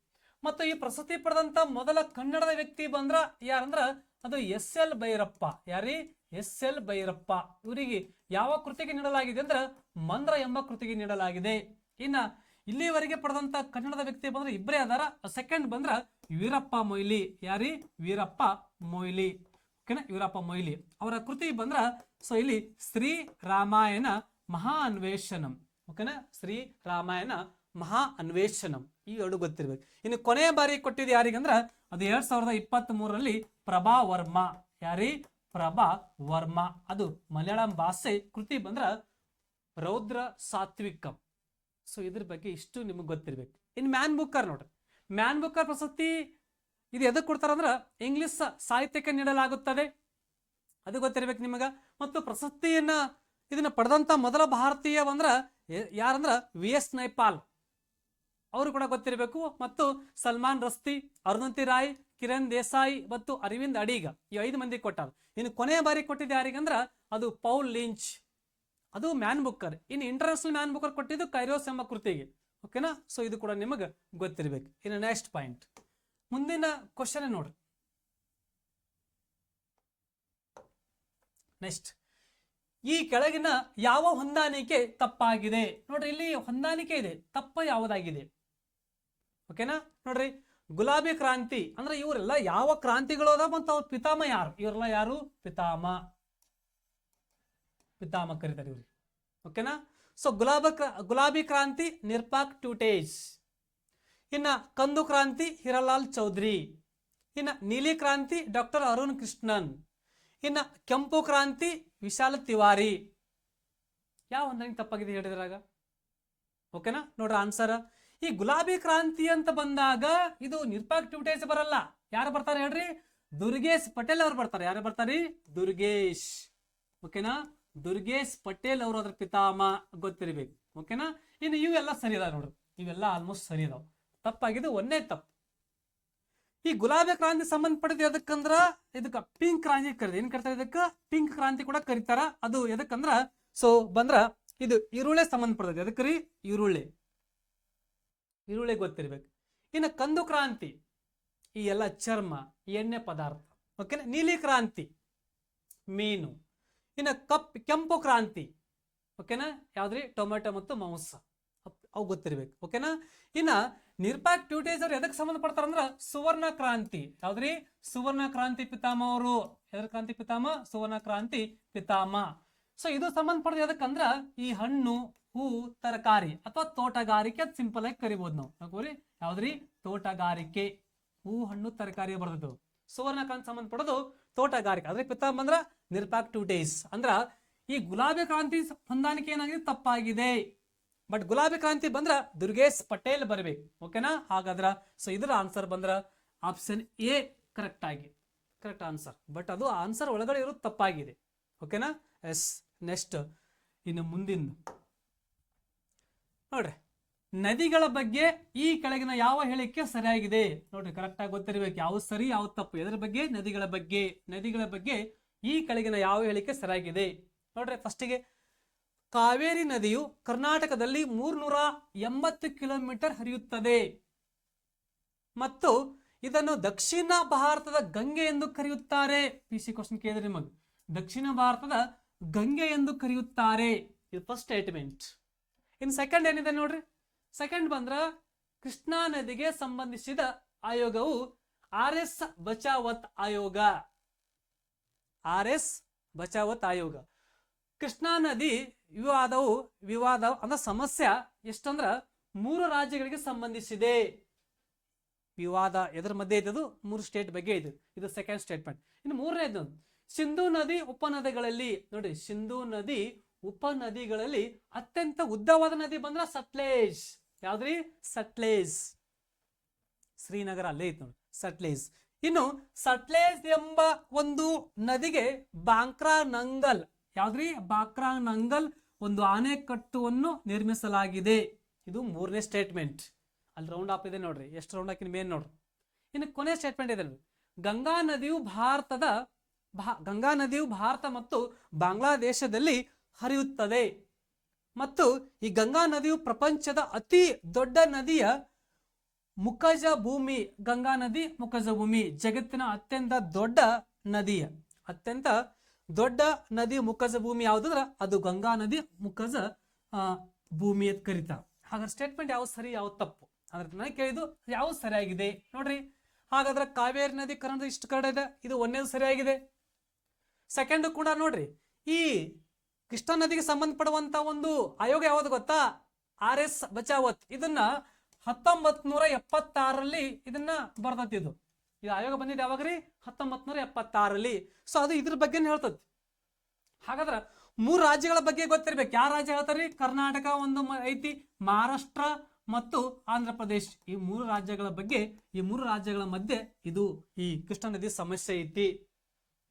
ಇನ್ನ ಮೂರನೇದು ನೋಡ್ರಿ, ಸಿಂಧು ನದಿ ಅತ್ಯಂತ ಉದ್ದವಾದ ನದಿ ಯಾವುದು ಉಪನದಿ ಅಂದ್ರ ಸಟ್ಲೇಜ್ ನದಿ. ಕರೆಕ್ಟ್ ಆಗಿದೆ. ಓಕೆನಾ? ಈ ಮತ್ತು ಸಟ್ಲೇಜ್ ನದಿ ಅದಕ್ಕೆ ಒಂದು ಇದು ಕಟ್ಟಾರ, ಆಣೆಕಟ್ಟು. ಯಾವ್ದ್ರಿ? ಬಾಂಕ್ರಾ ನಂಗಲ್, ಅದು ಅಲ್ಲೇ ಐತಿ. ಓಕೆನಾ? ಈಗ ಸಿಂಧು ನದಿ ಉಪನದಿಗಳು ಸ್ವಲ್ಪ ಗೊತ್ತಿರಬೇಕು ನಿಮ್ಗೆ. ಸಿಂಧು ನದಿ ಉಪನದಿಗಳು ಟೋಟಲ್ ಆಗಿ ಒಂದು 5 ಬರ್ಬೋದು. ಅಲ್ಲಿ ಯಾವ್ದಾರ ಒಂಥರ ಕೋಡ್ ಇದೆ, ಯಾವ್ದ್ರಿ? JCB ರೇಟ್ ಅಂದ್ರ ಜೀಲಂ, ಚೀನಾಬ್, ಬ್ಯಾಸ್, ರಾವಿ, ಸಟ್ಲೇಜ್. ಅವು 5 ನದಿಗಳು ಗೊತ್ತಿರ್ಬೇಕು ನಿಮ್ಗೆ. ಓಕೆನಾ? ಅದು ಕೂಡ ಸರಿಯಾಗಿದೆ. ಇನ್ನ ಕರ್ನಾಟಕ ಈ ಗಂಗಾ ನದಿ ಬಾಂಗ್ಲಾ ಮತ್ತು ಭಾರತ ಒಳಗೆ ಸಂಚಾರ ಅಂದ್ರೆ ಹರಿತಿದೆ, ಅಂದ್ರೆ ಹರಿಯುವಂತ ನದಿ ಆಗಿದೆ. ಮತ್ತು ಇದೇ ಒಂದು ಗಂಗಾ ನದಿಯ ಮುಖಜ ಭೂಮಿ ಐತೆ, ಜಗತ್ತಿನ ಅತ್ಯಂತ ದೊಡ್ಡ ಒಂದು ನದಿಯ ಮುಖಜ ಭೂಮಿ ಆಗಿತ್ತು. ಅಂದ್ರೆ ಆಲ್ಮೋಸ್ಟ್ ಏನಂದ್ರ ಈ ಮೇಲಿನ ಎಲ್ಲವೂ ಸರಿ. ಯಾವ್ದ್ರಿ? ಮೇಲಿನ ಎಲ್ಲವೂ ಸರಿ ಗೊತ್ತಿರ್ಬೇಕು. ಇನ್ನು ನೋಡ್ರಿ, ಈ ಕಾವೇರಿ ನದಿ ಟೋಟಲ್ ಆಗಿ ಎಷ್ಟು ಕಿಲೋಮೀಟರ್ ಅಂದ್ರೆ 805 ಕಿಲೋಮೀಟರ್ ಐತಿ. ಓಕೆನಾ? ಈ ಕೊಡಗು ಜಿಲ್ಲೆ ಒಳಗೆ ಅದು ಉಗಮ ಆತತಿ, ತಲಕಾವೇರಿ ನದಿ ಹತ್ರ. ಓಕೆನಾ? ತಲಕಾವೇರಿಯಲ್ಲಿ ಉಗಮ ಆತತಿ. ಅದು ಟೋಟಲ್ ಆಗಿ 805 ಕಿಲೋಮೀಟರ್ ಐತಿ. ಓಕೆನಾ? ಇದು ಗೊತ್ತಿರಿ. ಇನ್ನು ಕೃಷ್ಣಾ ನದಿ ನೋಡ್ರಿ, ಕೃಷ್ಣಾ ನದಿ ಟೋಟಲ್ ಆಗಿ 1400 ಕಿಲೋಮೀಟರ್ ಐತಿ. ಅದು 480 ಕಿಲೋಮೀಟರ್ ನಮ್ಮ ರಾಜ್ಯದಲ್ಲಿ ಅದು ಹರಿತೈತಿ. ನೋಡ್ರಿ, 380 ಬಂದ್ರ ಕಾವೇರಿ ನದಿ, 480 ಬಂದ್ರ ಕೃಷ್ಣಾ ನದಿ. ಇದು ಕೂಡ ನಿಮಗ ಗೊತ್ತಿರಬೇಕು. ಓಕೆನಾ? ಸೊ ಇದು ನದಿಗಳ ಬಗ್ಗೆ ಯಾವುದೇ ತರದ ಕ್ವಶನ್ ಕೇಳಿದಾಗ ಗೊತ್ತಿರ್ಬೇಕು ನಾರ್ಮಲ್ ಆಗಿ ಇಷ್ಟು. ಓಕೆನಾ? ಎಸ್. ನೆಕ್ಸ್ಟ್ ಬಂದ್ರ ಮುಂದಿನ ಕ್ವಶನ್. ಸೊ ಹಾಗಾದ್ರೆ 9ನೇ ಕ್ವಶನ್ ಏನಾಗಿದೆ ನೋಡ್ರಿ. ನೋಡ್ರಿ ಕರೆಂಟ್ ಅಫೇರ್ಸ್ ಇದು. ಹಾಗಾದ್ರೆ ಇತ್ತೀಚೆಗೆ ಈ ಕೆಳಗಿನಲ್ಲಿ ಯಾರು ನಿಧನರಾಗಿದ್ದಾರೆ, ಯಾರು ಡೆತ್ ಆಗಿದ್ದಾರೆ, ಯಾರು ನಿಧನರಾಗಿದ್ದಾರೆ ನೋಡ್ರಿ. ಎಷ್ಟು ಚಂದ ಕ್ವಶನ್ ಕೇಳ್ಬೋದು ಈ ತರ. ಓಕೆನಾ? ಹಾಗಾದ್ರೆ ಒಂದೇದೇನಿದೆ ನೋಡ್ರಿ, ರಾಜು ತಾರಾನಾಥ್. ಯಾರಿ? Raju Taranath. Next doctor Kamala Hampana. Doctor Kamala Hampana. Next ಇಲ್ಲಿ ಶ್ರೀನಿವಾಸ್ ಹೆಗ್ಡೆ. ಇನ್ ಲಾಸ್ಟಿಗೆ ಫ್ರಾಂಕ್ ಡಕ್ವರ್ತ್. ನೋಡ್ರಿ ಈ ಕೆಳಗಿನ ಯಾವ ವ್ಯಕ್ತಿ 2024ರಲ್ಲಿ ನಿಧನ ಆಗಿರುತ್ತಾರೆ? ಕರೆಂಟ್ ಅಫೇರ್ಸ್ ಇದು. ಎಷ್ಟು ಚಂದ ಈ ತರ ಕ್ವಶನ್ ಕ್ರಿಯೇಟ್ ಮಾಡ್ಬೋದು ಅವ್ರು. ಓಕೆನಾ? ಹಾಗಾದ್ರೆ ಒಂದೇದ ರಾಜೀವ್ ತಾರನಾಥ, ಈ ಕಮಲಾ ಹಂಪಣ ಮತ್ತು ಶ್ರೀನಿವಾಸ್ ಹೆಗಡೆ ಮತ್ತು ಫ್ರಾಂಕ್ ಡಕ್ವರ್ತ್. ಡಕ್ವರ್ತ್ ಕರೀತಾರ ಹೇಳ್ರಿ ಯಾರು? ಹಾಗಾದ್ರೆ ಆಪ್ಷನ್ ಏನಿದೆ ನೋಡ್ರಿ.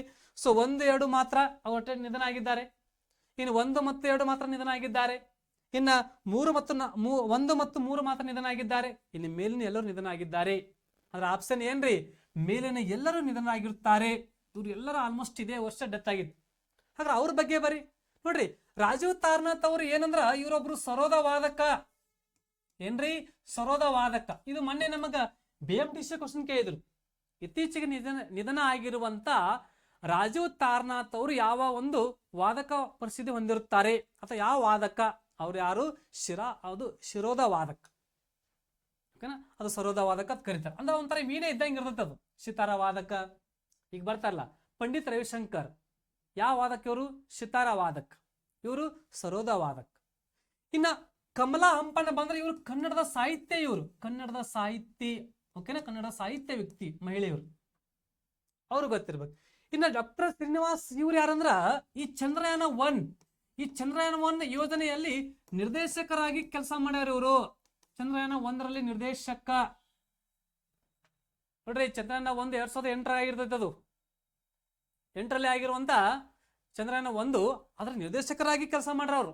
ಕನ್ನಡದ ವ್ಯಕ್ತಿಯವರು ಗೊತ್ತಿರ್ಬೇಕು, ಡಾಕ್ಟರ್ ಶ್ರೀನಿವಾಸ್ ಹೆಗಡೆ. ಇನ್ನ ಫ್ರಾಂಕ್ ಡಕ್ವರ್ತ್ ಇದು ಕರ್ತ ಗೊತ್ತಾ? Cricket DLS. ಓಕೆನಾ? DLS Duckworth Lewis Stern ಕರಿತದ.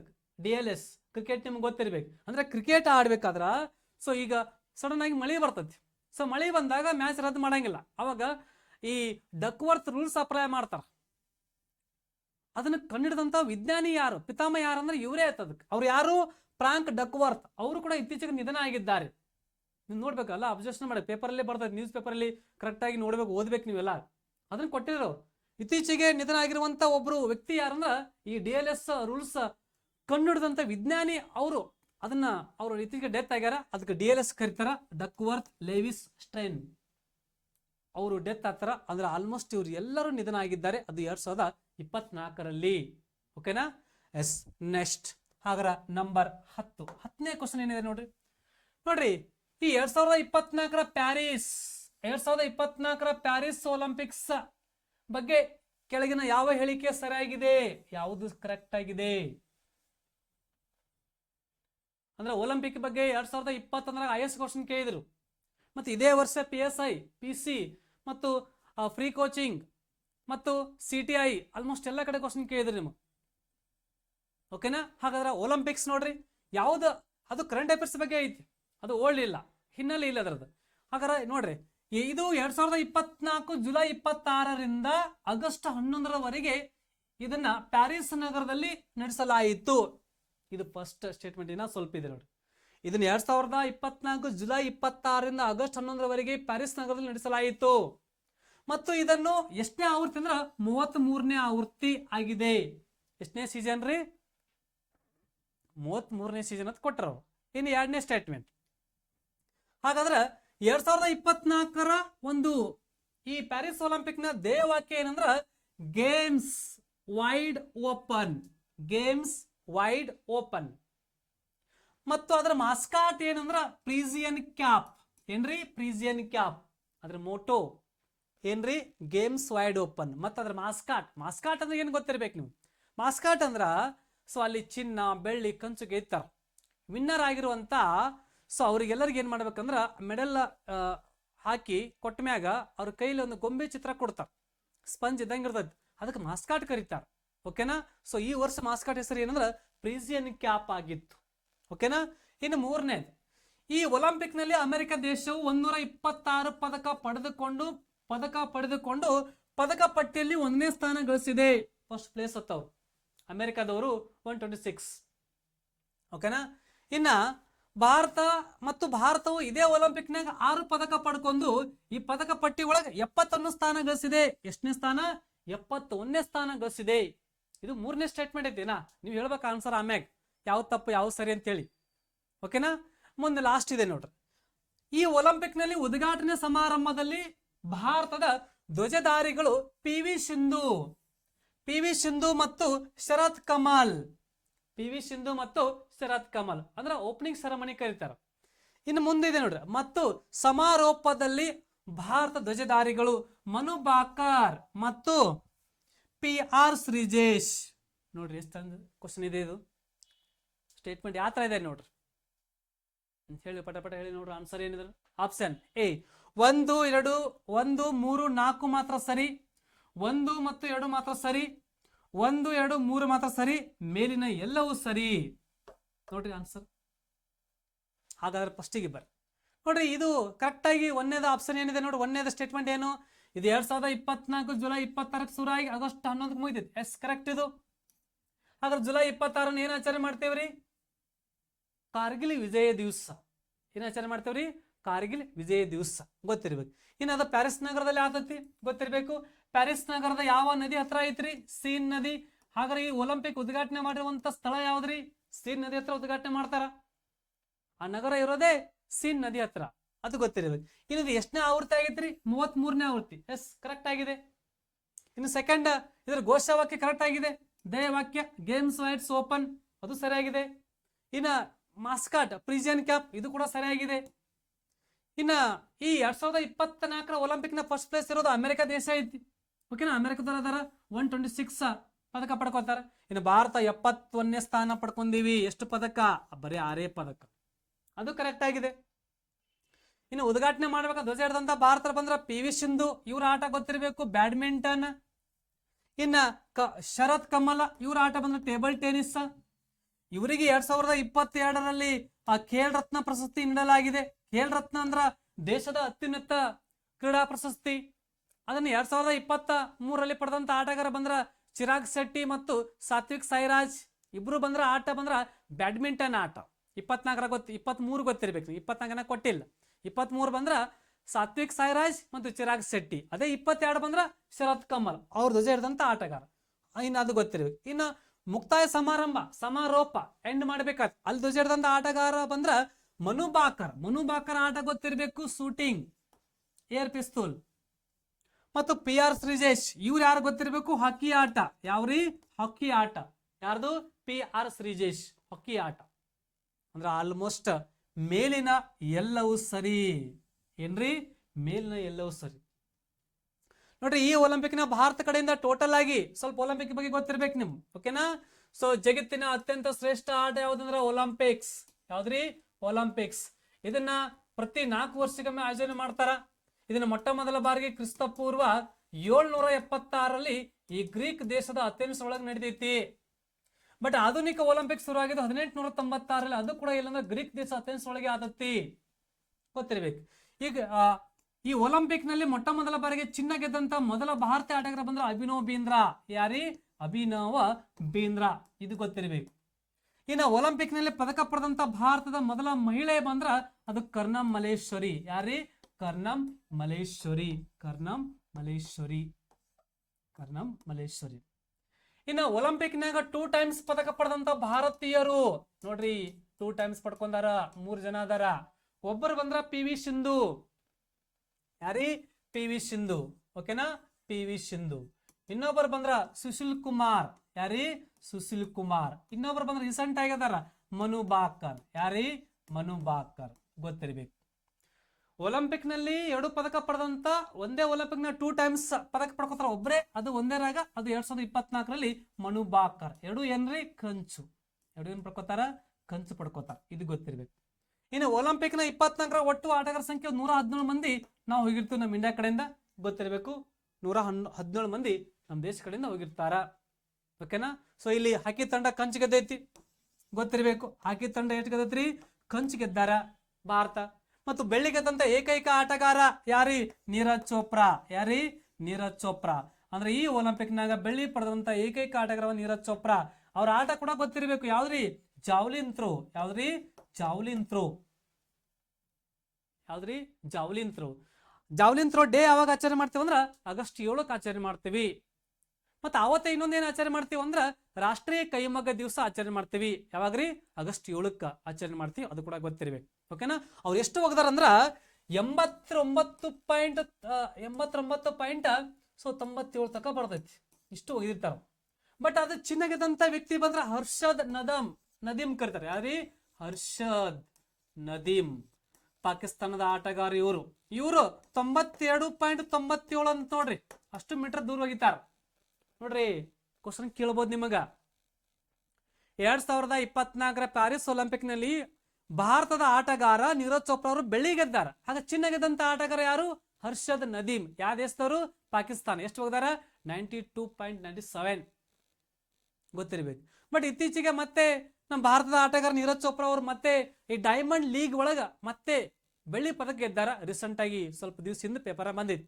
ಓಕೆನಾ? ಸೊ ಅದು ಕೂಡ ನಿಮ್ಗೆ ಗೊತ್ತಿರ್ಬೇಕು. ಇನ್ನು ಮತ್ತೆ ಕೆಲವೊಂದು ಆಟಗಾರರು ಎಲ್ಲ ಗೆದ್ದಾರ, ಸ್ವಲ್ಪ ಗೊತ್ತಿರ್ಬೇಕು. ಮತ್ತ ಇನ್ನೊಂದು ವಿಶೇಷ ಆಟಗಾರ ಗೊತ್ತಿರಬೇಕು ಅಥವಾ ಆಟಗಾರ್ತಿ ಗೊತ್ತಿರಬೇಕು. ಯಾರಂದ್ರ ಅದು ವಿನೇಶ್ ಫೋಗಟ್. ಓಕೆನಾ? ನೋಡ್ರಿ, ವಿನೇಶ್ ಫೋಗಟ್ ಅವ್ರ ಬಗ್ಗೆ ಸ್ವಲ್ಪ ಗೊತ್ತಿರ್ಬೇಕು ನಿಮ್ಗ. ವಿನೇಶ್ ಫೋಗಟ್ ಅವರು ಇವರು ಯಾವ ಆಟಗಾರ್ತಿ ಗೊತ್ತಿರ್ಬೇಕು. ವಿನೇಶ್ ಫೋಗಟ್ ಅವರು ಯಾವ ಆಟಗಾರ್ತಿ ಅಂದ್ರ ಕುಸ್ತಿ ಆಟಗಾರತಿ. ಯಾವ ಆಟಗಾರ್ತಿ? ಕುಸ್ತಿ ಆಟಗಾರತಿ ಗೊತ್ತಿರ್ಬೇಕು. ಅವರು ಎಷ್ಟು ಗ್ರಾಮ್ ಒಳಗ ಹೆಚ್ಚಾಗಿ ಹೊರಗೆ ಬರ್ತಾರಂದ್ರ 100 ಗ್ರಾಮ್ ಅವ್ರ ವೇಟ್ ಹೆಚ್ಚಾಗಿ ಈ ಒಂದು ಕ್ರೀಡಾಕೂಟದಿಂದ ಹೊರಗೆ ಬರ್ತಾರ. ಹೊರ ಆಗ್ತದೆ. ಅದು ಅಂದ್ರ IOC ಇಂಟರ್ನ್ಯಾಷನಲ್ ಒಲಿಂಪಿಕ್ ಕಮಿಟಿ ಅವರು ಅದನ್ನ ಅವ್ರಿಗೆ ಅನರ್ಹಗೊಳಿಸ್ತಾರ. ಗೊತ್ತಿರ್ಬೇಕು. ಅವರು ಎಷ್ಟು ಕೆಜಿ ಒಳಗೆ ಭಾಗವಹಿಸ್ತಾರ ಅಂದ್ರ 50 kgಯಲ್ಲಿ ಭಾಗವಹಿಸ್ತಾರ. ಇದು ಇಂಪಾರ್ಟೆಂಟ್. 8 kg ರೀ, 50 kg ಒಳಗೆ ಭಾಗವಹಿಸ್ತಾರ. ಇವ್ರು ಯಾವ ರಾಜ್ಯ ಅಂದ್ರ ಹರಿಯಾಣ ರಾಜ್ಯದವರು. ಯಾವ ರಾಜ್ಯ? ಹರಿಯಾಣ ರಾಜ್ಯ. ವಿನೇಶ್ ಫೋಗಟ್ ಇಂಪಾರ್ಟೆಂಟ್. ಓಕೆನಾ? ಎಸ್. ನೆಕ್ಸ್ಟ್ ಇನ್ನು ಕ್ವಶನ್ ನಂಬರ್ 11 ನೋಡ್ರಿ. Question number 11. ಹಾಗಾದ್ರೆ 11ನೇ ಕ್ವಶನ್ ಏನಿದೆ ನೋಡ್ರಿ. GST ಬಗ್ಗೆ ಈ ಕೆಳಗಿನ ಯಾವ ಹೇಳಿಕೆ ತಪ್ಪಾಗಿದೆ? ನೋಡ್ರಿ, GST ಬಗ್ಗೆ ಈ ಕೆಳಗಿನ ಯಾವ ಹೇಳಿಕೆ ತಪ್ಪಾಗಿದೆ? ನಂಬರ್ 1, ಇತ್ತೀಚೆಗೆ 53ನೇ ಸಭೆ 2024 ಜೂನ್ 25ರಂದು ನಡೆಯಿತು. ಅದನ್ನು ಡೆಲ್ಲಿ ಒಳಗೆ ಆತತಿ. ಇದು ಫಸ್ಟ್ ಸ್ಟೇಟ್ಮೆಂಟ್. ಸೆಕೆಂಡ್, ಈ GST ಮಂಡಳಿಯ ಅಧ್ಯಕ್ಷರು ಕೇಂದ್ರ ಹಣಕಾಸು ಸಚಿವರಾಗಿರುತ್ತಾರೆ. ನೋಡಿ, GST ಮಂಡಳಿಯ ಅಧ್ಯಕ್ಷರು ಯಾವಾಗಲೂ ಯಾರಿರ್ಬೇಕ್ರಿ? ಕೇಂದ್ರ ಸರ್ಕಾರದಲ್ಲಿ ಇರುವಂತ ಹಣಕಾಸು ಸಚಿವ ಆಗಿರ್ಬೇಕು. ಇನ್ನ 3ನೇದು, GST ಮಂಡಳಿಯನ್ನು ಸಂವಿಧಾನದ 101ನೇ ವಿಧಿ ಪ್ರಕಾರ ಸ್ಥಾಪಿಸಲಾಯಿತು. 3ನೇದು. ಇನ್ನು 4ನೇದು ಏನಿದೆ ನೋಡ್ರಿ, ಜಗತ್ತಿನಲ್ಲಿ ಮೊಟ್ಟ ಮೊದಲ ಬಾರಿಗೆ GSTಯನ್ನು 1954ರಲ್ಲಿ ಫ್ರಾನ್ಸ್ ದೇಶವು ಜಾರಿಗೊಳಿಸಿದೆ. ಸ್ಟೇಟ್ಮೆಂಟ್ ಹೆಂಗದ ನೋಡ್ರಿ. ಅದು GST ಬಗ್ಗೆ ಯಾವ್ದು ತಪ್ಪಾಗಿದೆ? 1ನೇದು ಆಪ್ಷನ್ 4 ಮಾತ್ರ ತಪ್ಪಾಗಿದೆ. ಓಕೆನಾ? 1 ಮತ್ತು 4 ಮಾತ್ರ ತಪ್ಪಾಗಿದೆ. ನೆಕ್ಸ್ಟ್ 3 ಮಾತ್ರ ತಪ್ಪಾಗಿದೆ. ಲಾಸ್ಟ್ 3 ಮತ್ತು 4 ಮಾತ್ರ ತಪ್ಪಾಗಿದೆ. ಈಗ ಬರ್ರಿ ನೋಡ್ರಿ, ಇದು ಇತ್ತೀಚೆಗೆ ಆಗಿದೆ 53ನೇ ಸಭೆ. ಕರೆಕ್ಟ್ ಐತೆ ಇದು. ಇನ್ನಿದ್ರ ಅಧ್ಯಕ್ಷರು ಯಾರು ಇರಬೇಕು? ಅವರೇ ಇರ್ಬೇಕು. ಯಾರು? ಹಣಕಾಸು ಸಚಿವ ಆಗಿರ್ತಾರ. ಸೆಂಟ್ರಲ್ ಗೌರ್ಮೆಂಟ್ ಹಣಕಾಸು ಸಚಿವರು ಇದರ ಅಧ್ಯಕ್ಷರಾಗಿರ್ತಾರೆ. ಅದು ಸರಿಯಾಗಿದೆ. ಇನ್ನ ಇದು ನೋಡ್ರಿ, ಈ 3ನೇ ಸ್ವಲ್ಪ ನೋಡ್ಕೊರಿ. ನೋಡ್ರಿ, ಭಾರತ ಸಂವಿಧಾನದ ಇದು ಎಷ್ಟನೇ ವಿಧಿ ಅಂದ್ರ 279(a) ಅಷ್ಟನೇ ವಿಧಿ ಪ್ರಕಾರ ಸ್ಥಾಪನೆ ಆದತಿ. ಇದು KS ಕ್ವಶನ್ 20 ಒಳಗೆ, KS ನಾಗ 20ಕ್ಕೆ ಇದು. ಬಟ್ ಇದು 101 ಏನಂದ್ರ ಅದು 101ನೇ ತಿದ್ದುಪಡಿ ಪ್ರಕಾರ ಆತತಿ. ಬಟ್ 122ನೇ ತಿದ್ದುಪಡಿ ಮಸೂದೆ ಯಾವ್ದ್ರಿ? ನೋಡಿ, ಸ್ವಲ್ಪ ಗೊತ್ತಿರ್ಬೇಕು ನಿಮ್ಗೆಲ್ಲ ಕರೆಕ್ಟ್ ಆಗಿ. ವಿಧಿ ಬಂದ್ರ 279 ಬಾರಿ, ತಿದ್ದುಪಡಿ ಬಂದ್ರ 101ನೇ ತಿದ್ದುಪಡಿ ಮಸೂದೆ ಬಂದ್ರ 122. ಓಕೆನಾ? ಸೊ ಇದು ಕೂಡ ಗೊತ್ತಿರ್ಬೇಕು. ಹಾಗಾದ್ರ ಇದು ಗೊತ್ತಾಯ್ತು. ಇನ್ನು ಲಾಸ್ಟಿಗೆ ಇದೆ ನೋಡ್ರಿ, ಈ ಜಗತ್ನಾಗ ಮೊಟ್ಟ ಮೊದಲ ಬಾರಿಗೆ GST 1954 ಫ್ರಾನ್ಸ್ ತವರೇ ಜಾರಿಗೋಸ್ತಾರೆ. ಏನ್ ಮಾಡ್ತಾರ? ಫ್ರಾನ್ಸ್ ದಿವಸ. ಅಂದ್ರೆ ಎಲ್ಲ ಕರೆಕ್ಟ್ ಆಗಿದೆ. ಅಂದ್ರೆ ಯಾವ ತಪ್ಪು? 3 ಮಾತ್ರ ತಪ್ಪಾಗಿದೆ. ಆಪ್ಷನ್ ಸಿ ಕರೆಕ್ಟ್ ಆಗಿದೆ. ಆನ್ಸರ್ ಇಲ್ಲಿ ಗೊತ್ತಿರ್ಬೇಕು. ಇನ್ನು GST ಅನ್ನು ಜಾರಿಗೋಸ್ತಿರುವಂತ 160ನೇ ದೇಶ ಭಾರತ ಆತತಿ.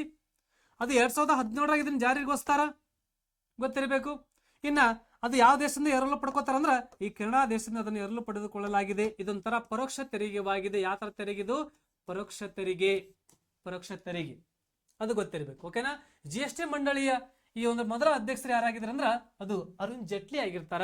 ಯಾಕೆ ಆ ಟೈಮಿಗೆ ಅದನ್ನ ಜಾರಿಗೋಸ್ತಾರ 2017ರಾಗ. ಓಕೆನಾ. GST ಅನ್ನ ಅತಿ ಹೆಚ್ಚು ಸಂಗ್ರಹಣ ಮಾಡುವುದರೊಳಗ GST ಅತಿ ಹೆಚ್ಚು ಯಾರು ಕಲೆಕ್ಟ್ ಮಾಡ್ತಾರಂದ್ರ ಫಸ್ಟ್ ಬಂದ್ರ ಅದು ಮಹಾರಾಷ್ಟ್ರ ಐತಿ, ಸೆಕೆಂಡ್ ಬಂದ್ರ ಕರ್ನಾಟಕ. ಇದು ಕರೆಂಟ್ ಅಫೇರ್ಸ್ ಇದೆ ನೋಡ್ರಿ. GST ಅನ್ನು ಅತಿ ಹೆಚ್ಚು ಸಂಗ್ರಹಣ ಮಾಡುವಂತ ಸ್ಟೇಟ್ ಒಳಗ ಫಸ್ಟ್ ಇರೋದು ಮಹಾರಾಷ್ಟ್ರ, ಸೆಕೆಂಡ್ ಬಂದ್ರ ಕರ್ನಾಟಕ. ಅಷ್ಟು ದುಡ್ಡು ಕಲೆಕ್ಟ್ ಮಾಡ್ತಾರ. ಓಕೆನಾ. ಸೊ ಇದು GST ಬಗ್ಗೆ ನಿಮ್ಗೆ ಗೊತ್ತಿರಲೇಬೇಕು, ಇಂಪಾರ್ಟೆಂಟ್. ಓಕೆನಾ. GST ಅಂದ್ರ goods and service tax, full form ಗೊತ್ತಿರ್ಬೇಕು. ಓಕೆನಾ. GST ಅಲ್ಲಿ ಬರ್ತದೆ ನೋಡ್ರಿ. GST ಫಸ್ಟ್ ಬಂದಿದ್ದು ಫ್ರಾನ್ಸ್ ಮತ್ತು ವ್ಯಾಟ್ ಕರಿತಾರೆ, ವ್ಯಾಟ್, ವ್ಯಾಲ್ಯೂ ಆಡೆಡ್ ಟ್ಯಾಕ್ಸ್. ಇದನ್ನ 1954ರಲ್ಲಿ ಫ್ರಾನ್ಸ್ ದೇಶ ಜಾರಿಗೊಳಿಸ್ತೈತಿ. ವ್ಯಾಟ್ ಮತ್ತು GST ಫಸ್ಟ್ ಬಂದಿದೆ ಫ್ರಾನ್ಸ್ ಒಳಗಡೆ. ಓಕೆನಾ. ಎಸ್. ಲಾಸ್ಟ್ ಮತ್ತೆ ಮುಂದಿನ ಕ್ವಶನ್ ಹೋಗೋಣ ನಾವು. ಸೊ ಇನ್ನ 12ನೇ ಕ್ವಶನ್ ನೋಡ್ರಿ. 2024ರ T20 ವರ್ಲ್ಡ್ ಕಪ್ ಅಥವಾ ವಿಶ್ವಕಪ್ ಬಗ್ಗೆ ಯಾವ ಹೇಳಿಕೆ ಸರಿಯಾಗಿದೆ? ಆಲ್ಮೋಸ್ಟ್ ಎಲ್ಲ ನೀವು ಕ್ರಿಕೆಟ್ ನೋಡ್ತಾ ಇರ್ತೀರಿ. ಓಕೆನಾ. ಯಾಕಂದ್ರೆ ಅದೇ ಕ್ರೇಜ್ ಇರೋದು ನಮ್ಮ ಕಡೆ. ಓಕೆನಾ. 2024ರ T20 ವರ್ಲ್ಡ್ ಕಪ್ ಬಗ್ಗೆ ಈ ಕೆಳಗಿನ ಯಾವ ಹೇಳಿಕೆ ಸರಿಯಾಗಿದೆ? ಯಾವ ಹೇಳಿಕೆ ಸರಿಯಾಗಿದೆ? ಒಂದೇ ಸ್ಟೇಟ್ಮೆಂಟ್ ಏನಿದೆ ನೋಡ್ರಿ. ಸೊ ಇದನ್ನ ಈ 2024ರ T20 ವರ್ಲ್ಡ್ ಕಪ್ ಅನ್ನು ಆಯೋಜನೆ ಮಾಡಿರುವಂತ ದೇಶಗಳು ಬಂದ್ರ ಅಮೆರಿಕ ಮತ್ತು ವೆಸ್ಟ್ ಇಂಡೀಸ್. ಇನ್ನ ಎರಡನೇದು, ಇಲ್ಲಿ 2024ರ T20 ವರ್ಲ್ಡ್ ಕಪ್ ವಿಜೇತ ಆಗಿರೋ ದೇಶ ಬಂದ್ರ ಭಾರತ ಮತ್ತು ರನ್ನರ್ ಅಪ್ ಸೌತ್ ಆಫ್ರಿಕಾ ಅಂದ್ರೆ ದಕ್ಷಿಣ ಆಫ್ರಿಕಾ. ಇನ್ನು ಮೂರನೇದ, ಈ ವಿಶ್ವಕಪ್ ನಂತರ ಅಂದ್ರೆ 2020 ವಿಶ್ವಕಪ್ ಆದ ನಂತರ ಇಲ್ಲಿ ನಿವೃತ್ತಿ ಘೋಷಣೆ ಮಾಡಿರುವಂತಹ ಭಾರತೀಯ ಆಟಗಾರ ಬಂದ್ರ ವಿರಾಟ್ ಕೊಹ್ಲಿ, ರೋಹಿತ್ ಶರ್ಮಾ ಮತ್ತು ರವೀಂದ್ರ ಜಡೇಜಾ. ನೋಡ್ರಿ ಎಷ್ಟು ಚಂದ ಕ್ವಶನ್ ಇದೆ ನೋಡ್ರದು. 2024ರ T20 ವರ್ಲ್ಡ್ ಕಪ್ ಆದ ನಂತರ ಈ ಕೆಳಗಿನ ಯಾವ ಆಟಗಾರ ನಿವೃತ್ತಿ ಘೋಷಣೆ ಮಾಡ್ರಂದ್ರ ವಿರಾಟ್ ಕೊಹ್ಲಿ, ರೋಹಿತ್ ಶರ್ಮಾ ಮತ್ತು ರವೀಂದ್ರ ಜಡೇಜಾ. ಲಾಸ್ಟ್ ಇರ್ತೈತಿ ನೋಡ್ರಿ. ಈ ಟೂರ್ನಮೆಂಟ್ ಅನ್ನು BCCI ಅವರು ಆಯೋಜನೆ ಮಾಡಿದ್ದಾರೆ. ಇಷ್ಟು ಸ್ಟೇಟ್ಮೆಂಟ್ ಅದಾವ. ಇದ್ರಾಗ ಯಾವ ಸರಿ ಯಾವ ತಪ್ಪು, ಬಟ್ ಕ್ವಶನ್ ಕೇಳಿದೇನು ಯಾವ ಸರಿಯಾಗಿದೆ ನೋಡ್ರಿ.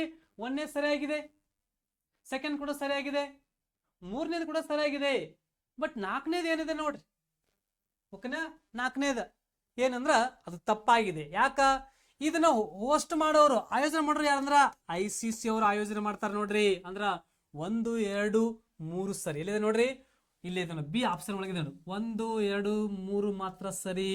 Option B correct.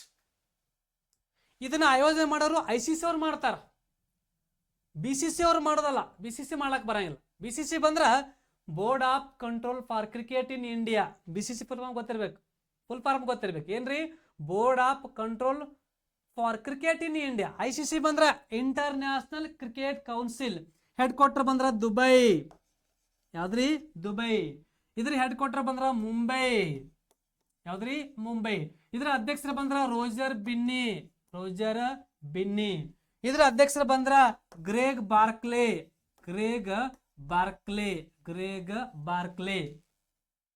ಅದು ಗೊತ್ತಿರ್ಬೇಕು.